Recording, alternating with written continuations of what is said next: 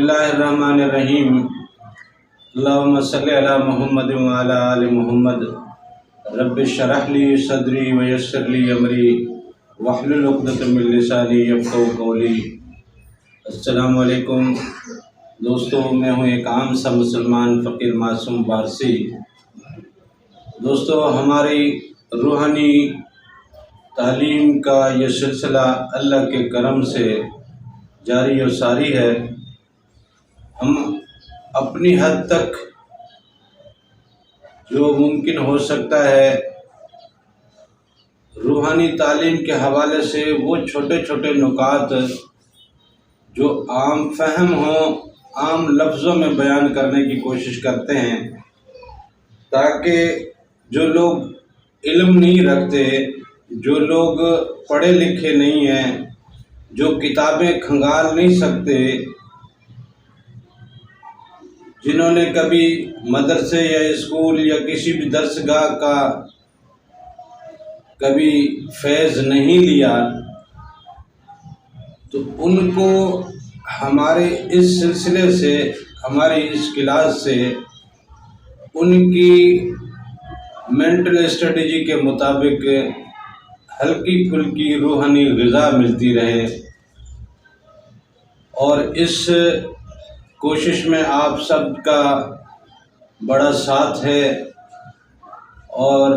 آپ سب سے درخواست بھی یہی ہے کہ مزید دوستوں کو اس سے جوڑیے، تاکہ یہ روحانی فیض کا سلسلہ سب تک عام رہے۔ آج جس موضوع پہ ہم بات کرنے لگے ہیں وہ موضوع اتنا وسیع ہے کہ جس پہ خود اللہ تعالیٰ نے بارہا کلام کیا ہے، جس کی شان پہ، جس کے مراتب پہ،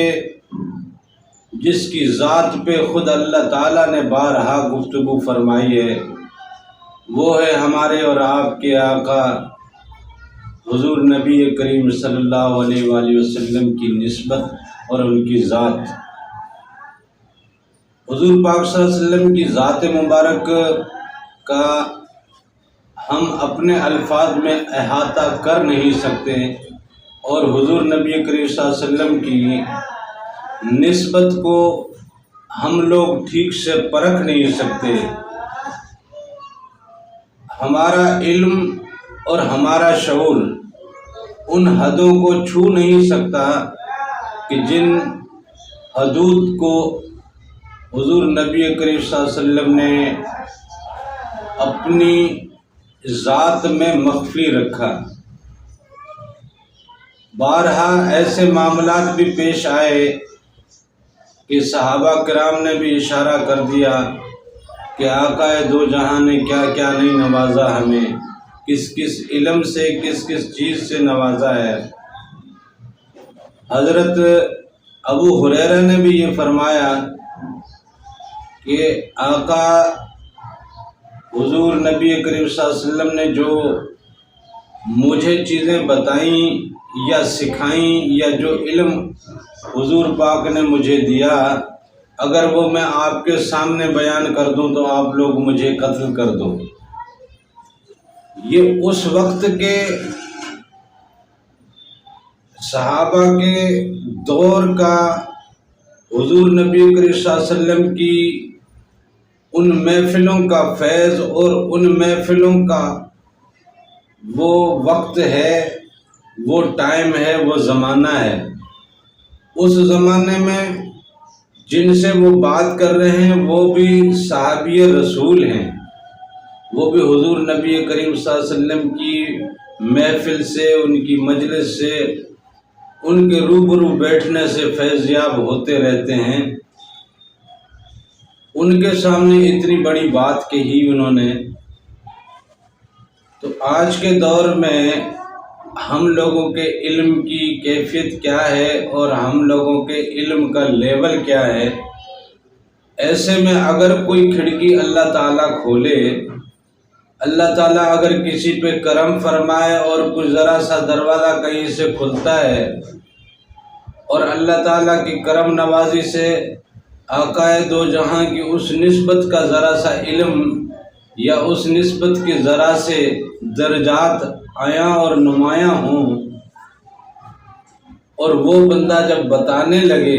تو بہت سے لوگ اس بات پہ اعتراض کر اٹھتے ہیں کہ یہ کہاں سے لائے ہو، یہ کہاں پہ لکھا ہے؟ آپ نے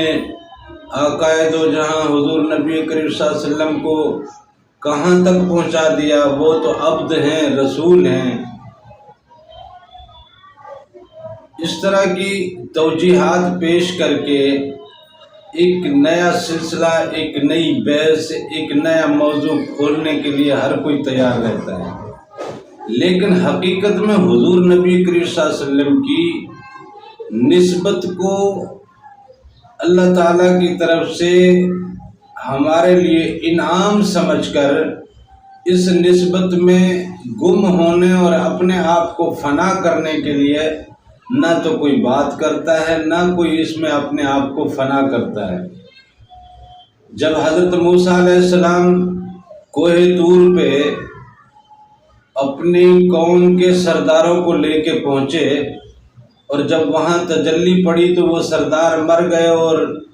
حضرت موسیٰ علیہ السلام بھی بے ہوش ہو گئے، جبکہ آپ سب کو معلوم ہے کہ حضرت موسیٰ علیہ السلام کو اس میں ذات عطا نہیں ہوا تھا، ان کو صفاتی ناموں میں سے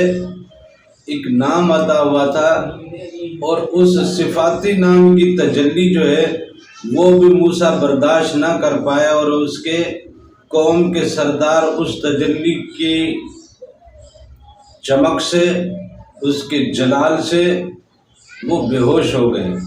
بلکہ وہ فوت ہو گئے۔ تو ایسے میں حضرت موسیٰ نے رب سے سوال کیا کہ یا رب العالمین، یہ تو تیری صفات کا جلوہ ہے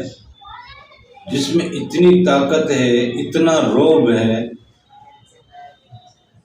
کہ میرے جیسا پیغمبر بھی بے ہوش ہو گیا، تو تیرے دیدار کی دولت کیا ہوگی؟ تو اللہ تعالیٰ نے فرمایا کہ یہ دولت میں نے اپنے محبوب کے حصے میں رکھی ہے اور اس کی نسبت سے اس کی امت میں رکھی ہے، کیونکہ اسے میں نے اپنا اسم ذات عطا کیا۔ یہ بات سن کے حضرت موسیٰ نے اللہ کے حضور التجا کی کہ مالک تو مجھے اسی کے دور میں پیدا کرتا، اسی کا امتی کر کے پیدا کرتا۔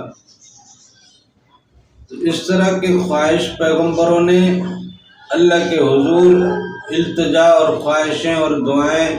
رکھی ہیں۔ تو اس سے آپ اندازہ کریں کہ جو پیغمبر آپ کو ملا ہے،